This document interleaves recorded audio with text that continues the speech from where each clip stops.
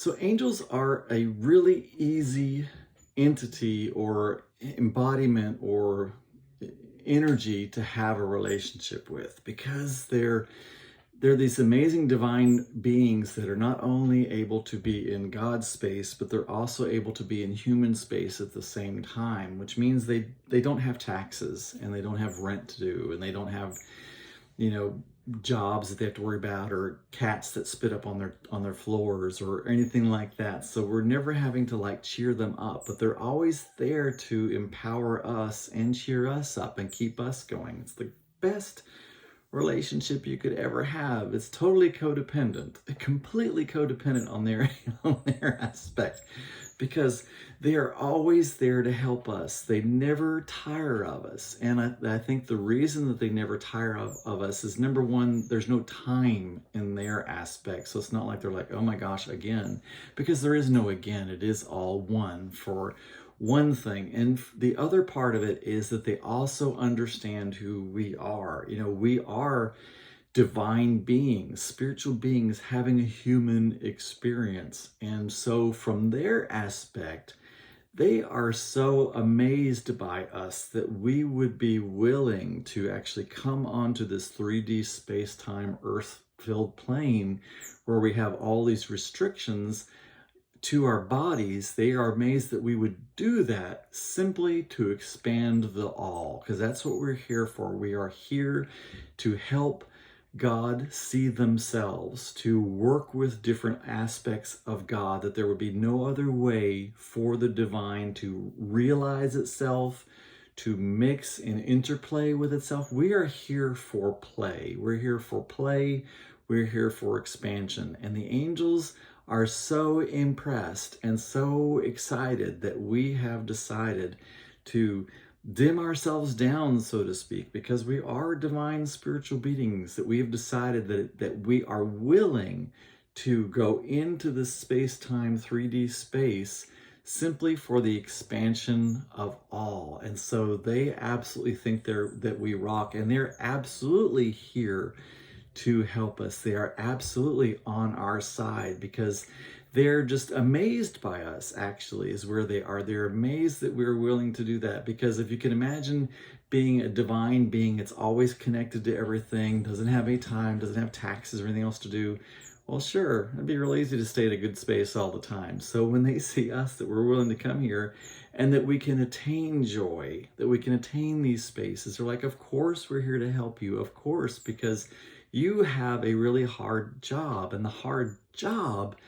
is keeping in the frame of reference of who we are, because this world wants to really drag you into the rat race and the space-time and the, you know, the 3D aspect, and keeping ourselves in that multidimensional space while still moving forward and taking care of ourselves and others.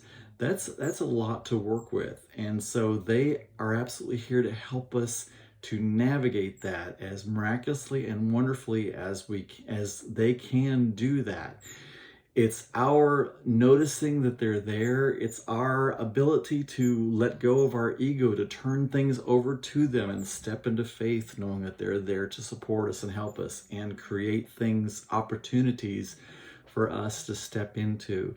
Because that's really our job. Our job is to, number one, focus or intend on what will be, and then to find those pieces of joy within that, to step into that divine matrix, and then to listen for those inspirations and to take actions on those inspirations, and then just walking in faith that what we're doing is the correct and quickest way to miracles and to growth and to joy. That is really the work. The work is not pushing and striving and getting up every day at 3 o'clock and working 15 hours for 50 years until we retire and then we die. That's not the work. The work is focusing and intending and on finding joy, finding opportunities in the challenges, staying in faith, walking in grace. And believe me, it's work, because the world is trying to strip you out of that. The world, for the most part, is scared to pieces of people who walk in faith and walk in grace and live in joy and are vulnerable and authentic and don't spend any time worrying about what anyone else is doing, because we understand that they aren't the one controlling our world. If you see someone else who's out there who's speaking of the divine and then talking about what somebody else is doing wrong, they're not in a divine state of mind, because what they're doing is they're saying, I'm a victim of these people and these people are keeping me from joy. No, they're keeping themselves from joy by thinking that they're victims to those people is what they're doing.